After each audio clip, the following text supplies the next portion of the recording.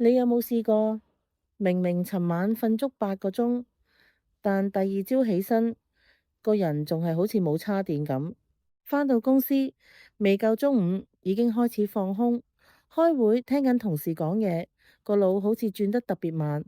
下晝3點唔飲杯咖啡或者奶茶，就連眼皮都撐唔開。放工返到屋企，明明已經攰到不得了，但一拎起部手機，又唔知點解碌到凌晨。第二朝再帶住同一副攰樣起身。如果呢個就係你最近嘅生活，我想同你講，問題未必係你工作太忙，亦未必係因為人大咗，身體開始走下坡。真正嘅原因可能係你一直忽略咗一件對健康最重要，但又最容易被犧牲嘅事情——瞓覺。大家好，我係阿 Moon，一位營養師。每星期我都會用廣東話同你分享一本健康或者身心靈好書，希望用十幾分鐘時間陪你理解身體、理解自己。如果你都鍾意呢類內容，訂閱我，同我一齊越聽越健康。今日想同你分享嘅呢本書叫《為什麼要瞓覺》，作者係神經科學教授 Matthew Walker。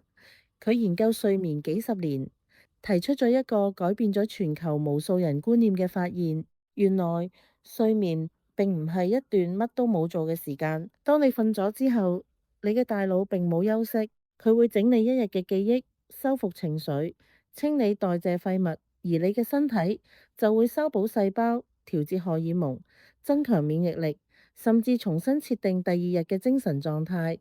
換句話講，你每晚瞓覺其實都係身體進行一場大型維修工程。而更加令人意外嘅係，好多我哋以為毫無關係嘅問題，例如記性越來越差、專注力下降、情緒容易暴躁、成日覺得肚餓、減肥一直冇效果，甚至經常生病，背後都有可能唔係因為你唔夠努力，而係因為你長期欠咗身體一筆睡眠債。呢本書唔係想嚇你，亦唔係叫你由今晚開始一定要瞓8個鐘。佢真正想講嘅係，睡眠唔係一種奢侈品，更加唔係偷懶。睡眠本身就係健康最重要嘅基礎。如果呢塊地基開始鬆動，無論你食得幾健康，做幾多運動，買幾多保健品，都未必補得返。所以今集我想陪你一齊了解3件事。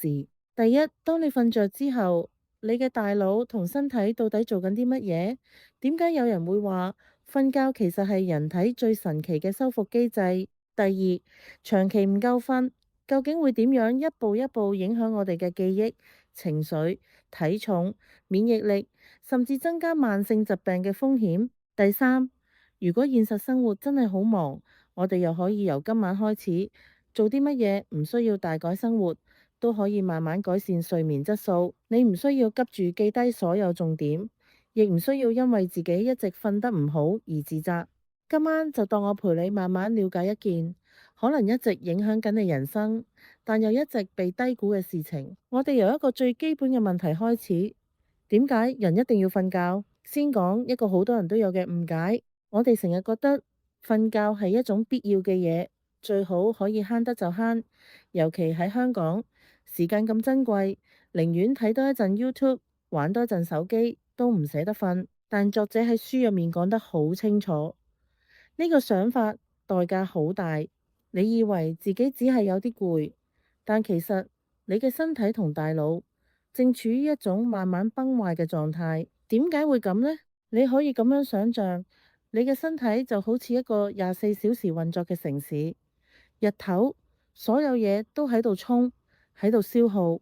夜晚你瞓着咗，呢個城市就會進入深夜嘅維修模式，工程車出動，維修路面、清理垃圾、檢查電纜。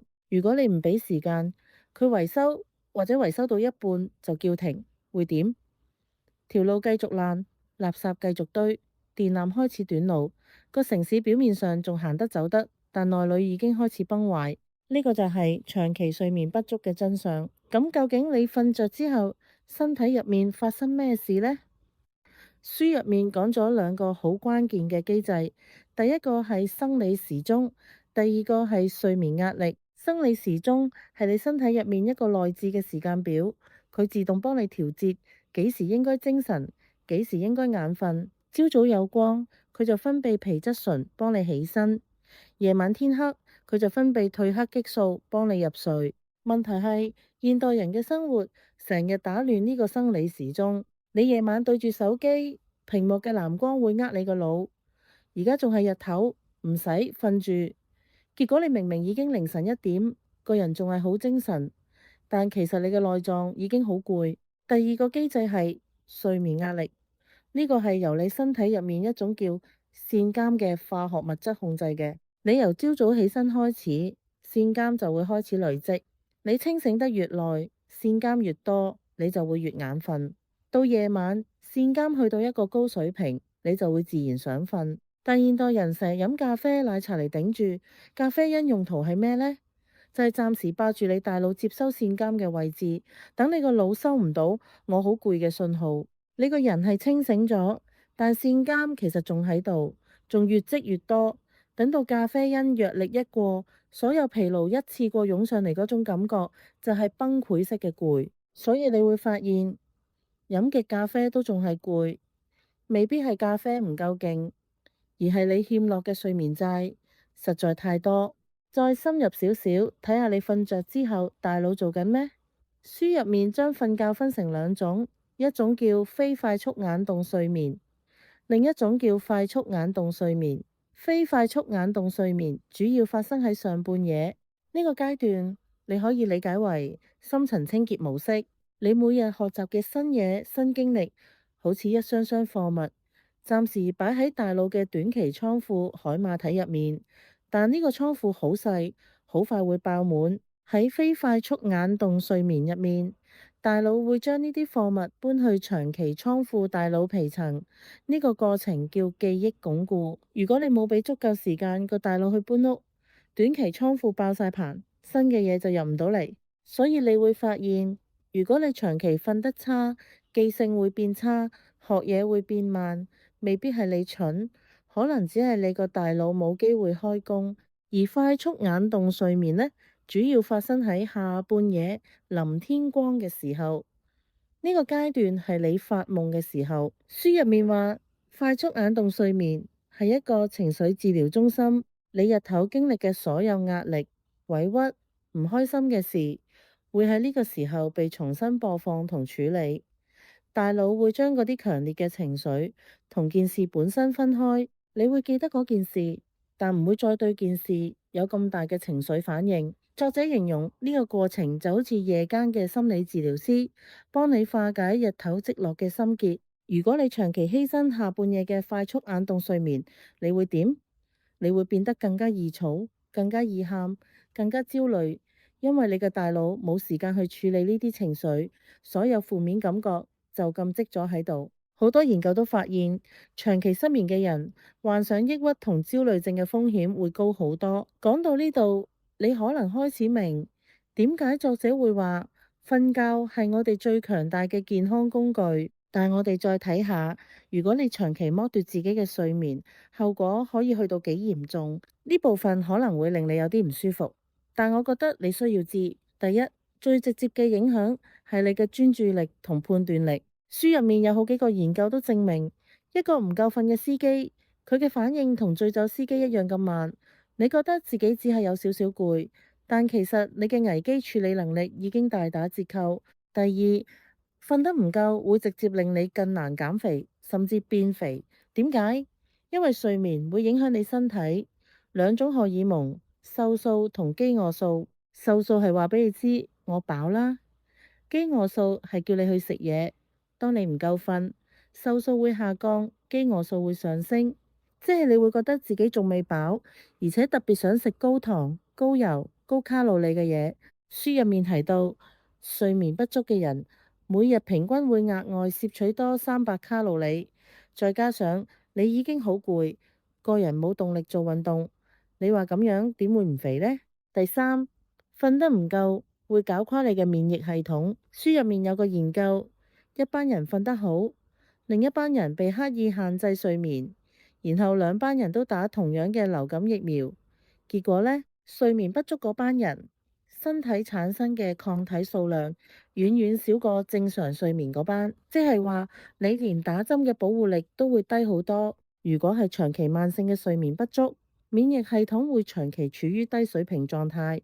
書入面提到，身體有種叫自然殺手細胞嘅免疫細胞，佢哋嘅工作係消滅早期嘅癌細胞。當你唔夠瞓，呢班殺手嘅活動能力會大減，佢哋攰，癌細胞就更加活躍。你可能會問，咁究竟要瞓幾多先夠？呢本書好清楚，成年人每晚需要7至9個鐘嘅優質睡眠，少過7個鐘，你嘅身體同大腦就開始積累睡眠債。你可能會話，我瞓6個鐘都精神閒。書入面有研究顯示，長期瞓6個鐘嘅人，佢哋嘅認知表現其實已經明顯受損，只係佢哋自己唔知，佢哋已經習慣咗嗰種有啲攰嘅狀態，以為嗰個就係正常。仲有一個好多人會犯嘅錯誤，平日捱夜，然後週末瞓到中午，以為可以補返。作者話呢個方法係冇用嘅。首先，你冇辦法補返失去嘅深層睡眠同快速眼動睡眠。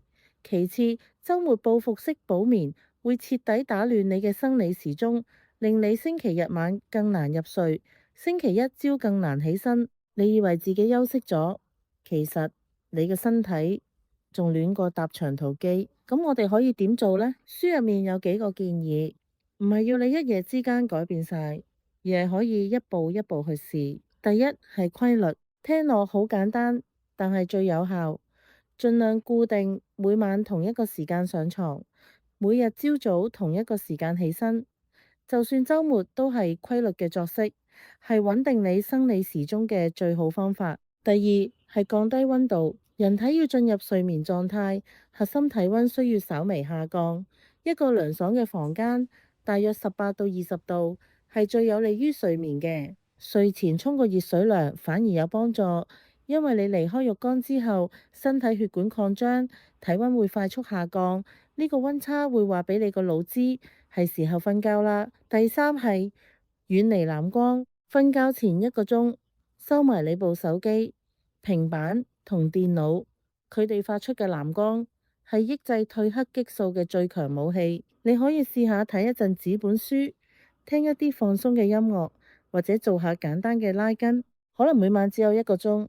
Me time 你可以由15分鐘開始，瞓覺前最後15分鐘放低電話，揭幾頁書，或者就咁攤喺度唞吓。我哋試下由15分鐘開始。第四係唔好將清醒同床連結埋一齊。如果你躺喺床上面超過20分鐘都瞓唔着，書入面建議你起身離開睡房，去第二個地方做啲放鬆嘅嘢，直至有睡意先返上床。因為你唔想你個腦覺得床等於清醒加沮喪，慢慢重新建立床等於瞓覺嘅連結。第五係留意酒精同咖啡因。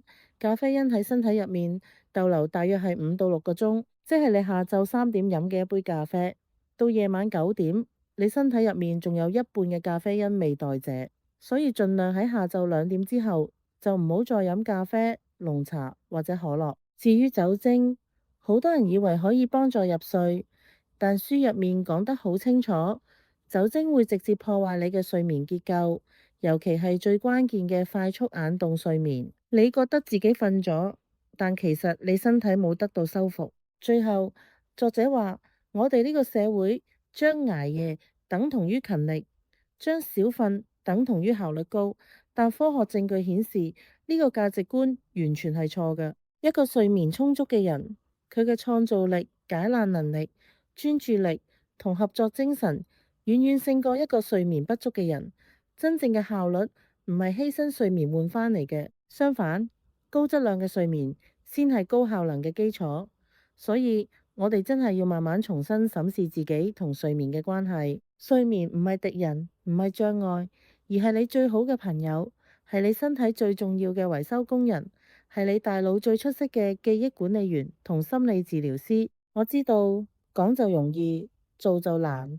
你有屋企要養，有細路要湊，有老細要交代。你唔係唔想瞓，你係冇得揀。我唔會同你講你一定要改變，因為我唔係你。我唔知你嘅生活有幾難，我只係想話俾你聽，如果有一日你覺得自己捱唔住啦，個人散晒，請俾自己一個機會，試下今晚早15分鐘關電話，就試一晚，好好咁瞓一覺，慢慢試，一步步嚟。你嘅身體，你嘅大腦，將來嘅你會好多謝你今日呢個決定。今日同你分享到呢度，如果你覺得有用，可以 share 俾你身邊成日話自己攰、成日瞓得唔好嘅朋友。我哋唔係要逼人改變，而係單純分享一個可能幫到你嘅資訊。如果你覺得呢十幾分鐘有幫你靜一靜、諗一諗，訂閱越聽越健康。下條片再見，拜拜。